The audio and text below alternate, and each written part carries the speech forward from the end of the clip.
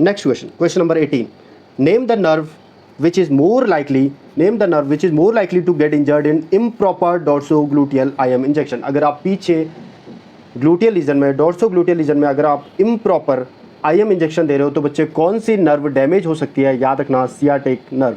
बच्चे वहाँ पे सियाटिक नर्व प्रेजेंट होती है और वो डैमेज हो सकती है। कई बार ये क्वेश्चन पूछा गया है। नेक्स्ट है normal plantar reflex in adult. बच्चे अगर ये आपका पाँव है और उसके नीचे आप किसी भी चीज़ से, लाइक आपके पाँव के नीचे अगर किसी भी पेन या किसी भी चीज़ से स्ट्रोक किया जाए तो अडल्ट में बच्चे क्या होता है, जो थंब होता है और जो फिंगर्स होती है वो नीचे की तरफ बेंड करती है। मैं आपको इमेज दिखाने की कोशिश करूँगा। अगर आप जो आपका पाँव है उसके नीचे आप लाइक प्लांटर रिफ्लेक्स को असेस करने की कोशिश करेंगे तो आपके थंब और टोज नीचे की तरफ बेंड होंगे। ये बताता है कि ये नॉर्मल प्लांटर रिफ्लेक्स है। ठीक है, तो normal plantar reflex in adult क्या होगा? Normal plantar reflex bending of toe downward, bending of toe downwards. जो आपका टो है वो डाउनवर्ड्स बेंड करेगा, तो ये नॉर्मल है अडल्ट्स में। लेकिन अगर बच्चे आपने पाँव के नीचे स्ट्रोक किया इस तरीके से, कोई भी चीज़, पॉइंटेड चीज़, पेन वगैरह, और जो टो है वो ऊपर की तरफ जा रहा है, तो ये एबनॉर्मल होता है बच्चे, याद रखना। इसीलिए ये पूछा गया है। और अगर आप स्ट्रोक कर रहे हैं और टो नीचे की तरफ बेंड कर रहा है तो ये नॉर्मल प्लांटर रिफ्लेक्स है। नेक्स्ट है fibre optic items, catheter, tubes, इन सबको डिसइंफेक्ट किया जाता है बच्चे 2% ग्लूटेरल्डिहाइड से। 2% ग्लूटेरल्डिहाइड से किया जाता है। कैथेटर ट्यूब्स का वो पूछता है, कैथेटर ट्यूब्स किससे डिसइंफेक्ट किया जाता है? 2% ग्लूटेरल्डिहाइड से। नेक्स्ट है नॉर्मल सलाइन। बच्चे सोडियम क्लोराइड NaCl, याद रखना कितना होता है? 0.9 ग्राम इन 100 ml। कई बार वो पूछेगा 100 ml में 0.9 ग्राम होता है।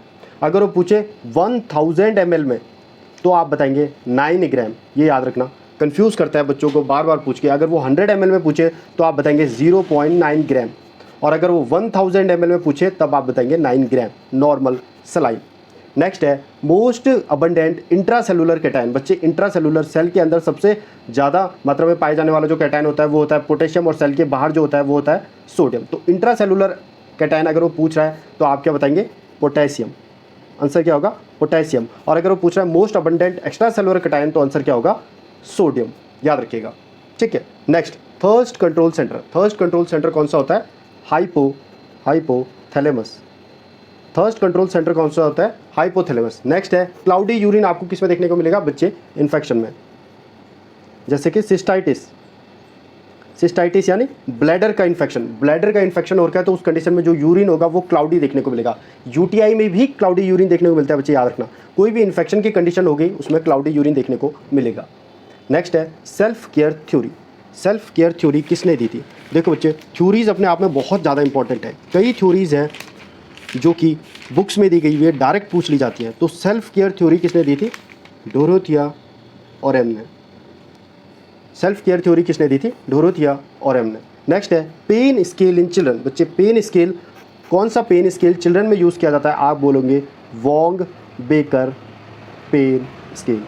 Wong Baker pain scale use करते हैं आप चिल्ड्रंस में। नेक्स्ट है फंक्शनल नर्सिंग क्या होता है? मान लो एक शिफ्ट में 4 नर्सेज हैं तो चारों के पास अपना अपना काम होगा। एक नर्स सिर्फ मेडिकेशन करेगी, एक सिर्फ और सिर्फ वाइटल्स लेगी, एक सिर्फ और सिर्फ पेपर वर्क करेगी, और एक सिर्फ और सिर्फ पेशेंट को मैनेज करेगी। यानी अगर चारों नर्सेज को डिफरेंट स्पेसिफिक फंक्शन बांट दिया जाए, पेशेंट देने के बजाय उनको कहा जाए कि आप सिर्फ मेडिकेशन करो, आप पेपर वर्क करो, आप सारा ये करो, सिर्फ फंक्शन, एक फंक्शन दे दिया जाए तो उसे कहते हैं बच्चे फंक्शनल नर्सिंग। स्पेसिफिक टास्क इसमें दिया जाता है, स्पेसिफिक टास्क असाइन किया जाता है नर्सेस को, इंडिविजुअल नर्सेस को। नेक्स्ट है fresh bleaching powder. Fresh bleaching powder में 33% क्लोरीन होता है, याद रखना। फ्रेश ब्लीचिंग पाउडर में 33% क्लोरीन होता है। कई बार पूछा गया है कितने परसेंट होता है। गोनियोमीटर क्यों यूज़ करते हैं? To assess range of motion of joint, to assess range of motion of joints का रेंज ऑफ मोशन असेस करने के लिए क्या यूज़ किया जाता है? गोनियोमीटर, याद रखिएगा। नेक्स्ट है गुएक टेस्ट। बच्चे गुएक टेस्ट किसके लिए किया जाता है? To find out blood in stool में ब्लड को देखने के लिए क्या किया जाता है? गुएक टेस्ट किया जाता है। गोनियोमीटर किस लिए किया जाता है?